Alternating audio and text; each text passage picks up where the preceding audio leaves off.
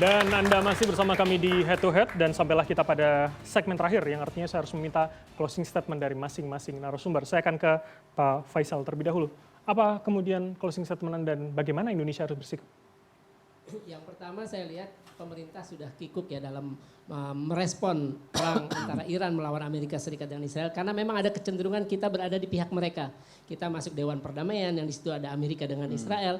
Terus juga kita berencana mengirim pasukan ke Gaza yang tujuannya untuk menghabisi, melenyapkan para pejuang Palestina di jalur Gaza. Jadi makanya kita lihat ada keterlambatan, tidak ada pengutukan, ada keterlambatan ucapan duka cita. Bahkan kita ketinggalan dari Vietnam yang sudah memberikan bantuan kemanusiaan kepada rakyat Iran yang sedang diserang. Terima kasih. Oke, baik, terima kasih Pak Faisal. Saya ke Kang Ujang. Apa closing statement kalau Anda? kita bicara soal perang, maka bohong kalau tidak ada dampaknya bagi Indonesia. Semua negara terdampak. Oleh karena itu tadi saya awal mengatakan langkah antisipasi, langkah nyata, langkah yang terukur itu menjadi sebuah keniscayaan. Jadi harus clear tuh apa tahap-tahap yang akan dilakukan baik dalam jangka pendek, menengah dan panjang. Sehingga apa? Sehingga publik bisa mengukur.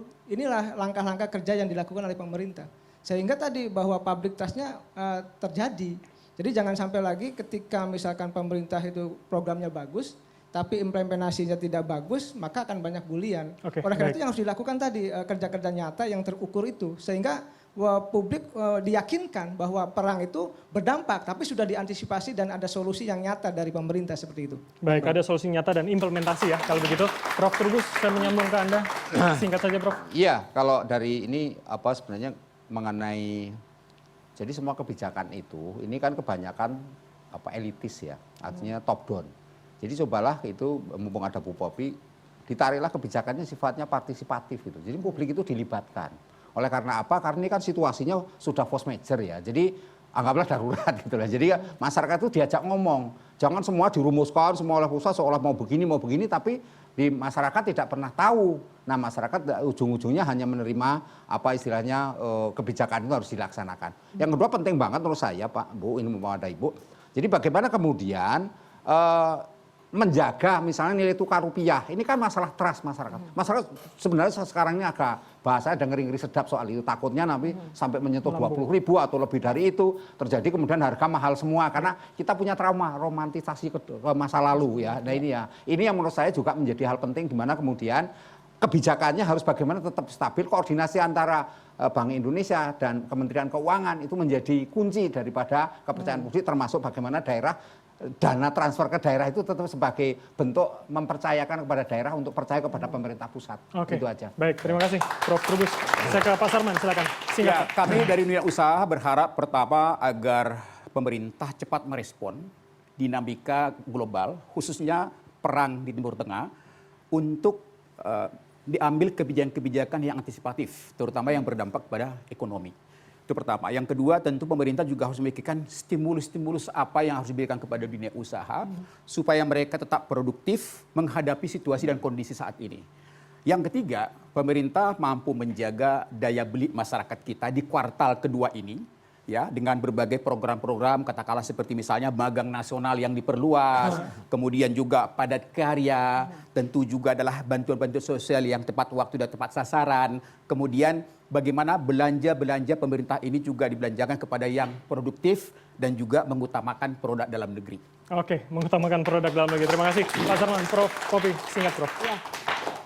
Pemerintah menyadari bahwa eskalasi konflik yang terjadi di Timur Tengah itu berdampak secara sistematis, namun pemerintah telah menyiapkan sejumlah strategi yang sekarang sudah terasa aman sampai menjelang Lebaran, bahkan hampir 1 minggu kita menyambut Lebaran pun juga situasi aman, terkendali, harga BBM masih terjangkau, dan pemerintah pun juga telah mengundang perwakilan-perwakilan dari tokoh masyarakat untuk membicarakan berbagai isu-isu nasional dan juga tentang konflik yang terjadi yang bisa berdampak secara sistematis terhadap perekonomian, terhadap situasi masyarakat. Bahkan tidak hanya tokoh-tokoh masyarakat, juga berbagai lintas sektor, kementerian sudah pasti, bahkan juga dari pemerintah daerah setempat. Tujuannya untuk apa? Yaitu pemerintah memperhatikan agar ada ketahanan nasional dari aspek ekonomi, ketahanan sosial, kemudian juga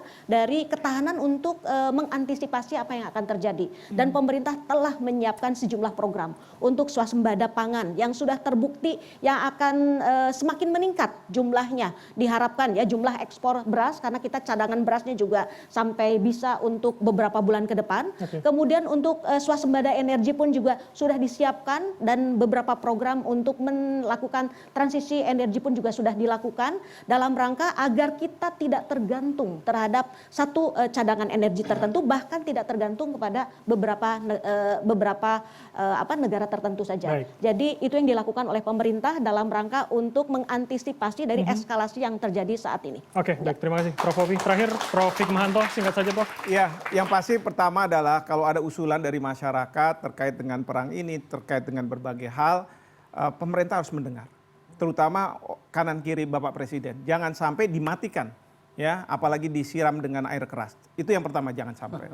Dan yang kedua, saya mohon kepala perwakilan kita di negara-negara yang terkait itu harus segera melaporkan kepada Kementerian Luar Negeri kita untuk supaya mendapatkan informasi-informasi yang akurat. Kan kita dengarnya dari berita. Kalau saya ini kan nggak bisa punya akses. Nah ini yang harus disampaikan, lalu kemudian diformulasikan, sampaikan kepada Bapak Presiden. Nanti Bapak Presiden harus kita dukung ketika beliau mengambil suatu keputusan dan berkomunikasi dengan kepala pemerintah dan kepala negara. Oke, ya, baik. Di situ kita akan bangga dengan birokrat kita. Oke, baik. Ini semacam pertaruhan pula untuk nama seorang Presiden Prabowo Subianto. Terima kasih para narasumber, ada Pak Faisal, Pak Sarman, kemudian Prof. Hikmahanto, Prof. Popi, Prof. Trubus, dan juga Pak Ujang Komarudin.